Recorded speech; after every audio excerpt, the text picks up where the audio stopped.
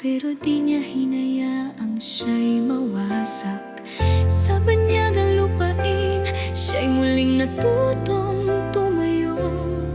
Kahit gabi-gabing pagod, ang sabi niya, anak, kakayanin ko.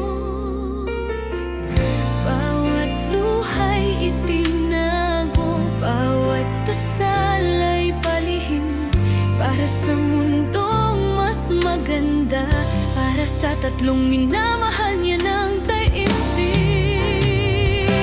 Ngayon sila'y nagniningning, si Sam, si Saki, si Dwight. Mula sa sakit na pinagdaanan, sila ang pinakamatamis na kapalit.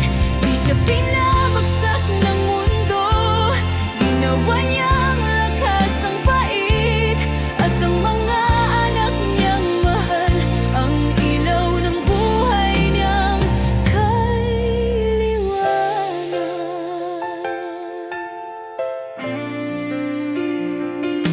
May mga gabing nag-iisa, may mga araw na halos sumuko. Trabahong walang pahinga, pero puso niya'y di nagkulong sa pighatid takot. Tinuruan niya silang magmahal, kahit siya'y iniwan at sinaktan.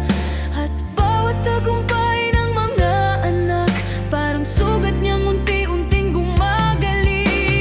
Di niya alam noon na tatlong kanyang magiging sandigan, mga lalaking may gininto ang puso, bunga ng pag-ibig niyang walang hanggan. Ngayon sila'y nagniningning, si Sam, si Saki, si Dwight. Mula sa sakit na pinagdaanan, sila ang pinakamatamis na kapalit.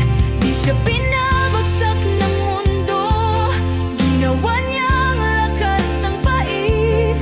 At ang mga anak niyang mahal, ang ilaw ng buhay niyang kay liwanag. Kung makakausap niya ang dating siya sa araw ng pag-alis at pagluha, sasabihin niyang tibayan mo, balang araw ay pagmamalaki mo sila.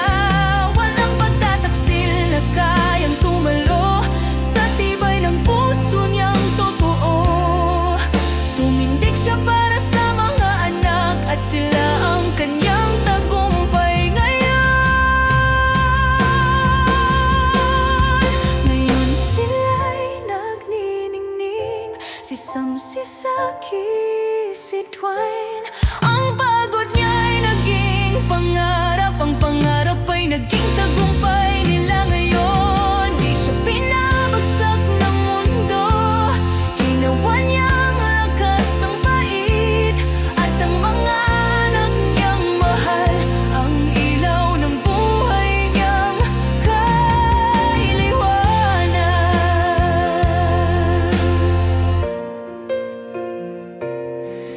Minsan siyang nabasag, pero muli siyang bumangon.